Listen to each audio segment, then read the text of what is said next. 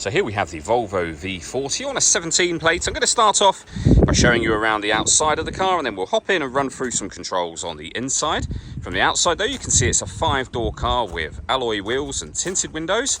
We're going to start off inside the boot area of it first of all.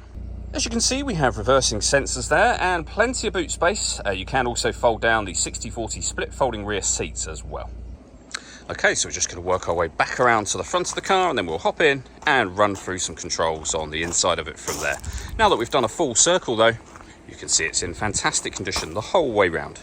Just briefly before we climb in, I think it's well worth seeing the interior from this exterior point of view. There's plenty to run through on the dashboard, so let's hop in and we'll do that now. Okay, now that we're inside the car, we're going to start with the dials. On the far left-hand side, we have the fuel gauge, then the coolant temperature gauge, the rev counter with the digital readout for the speedometer in the centre of that. Total miles for the car, they are 51,718.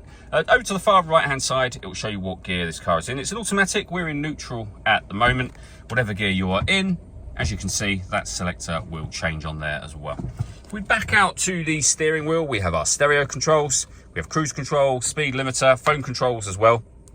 And over in the center is where you would pair your phone up. You can also see you have a web browser there. We can pair up our telephone. We have, of course, got the radio, DAB, which is the one that's being displayed at the moment, but we've also got AM and FM as well. If you want to listen to your own music, you can do, and there's loads of ways you can do that. All being displayed on the screen now, including Bluetooth audio. So once you pair your phone, you can make and receive phone calls and stream your music wirelessly. We've also got satellite navigation. All of the movement, if you like, I was doing on the screen just there was being done with these physical buttons. You can use this dial here. You've got exit and OK as well to select certain menus. We've got the main volume for the stereo over this side. Directly beneath that, if we move the gear lever out of the way for a moment, we have our air conditioning, our climate control. So on here, you can control the fan speed. You can hear it going up. It will also show you on the screen all the adjustments you make along the bottom there. So fan speed, very, very simple. Temperature, you either select left or right. So passenger, left, driver, right. And then you can control the temperature up and down from here. You can determine what direction you'd like the air to be distributed in. The air conditioning is on at the minute, so that's off. Back on again, or hit auto. The car will now take full control of the fan speed, as you can hear, and the direction of the air to maintain the temperature that you've asked for.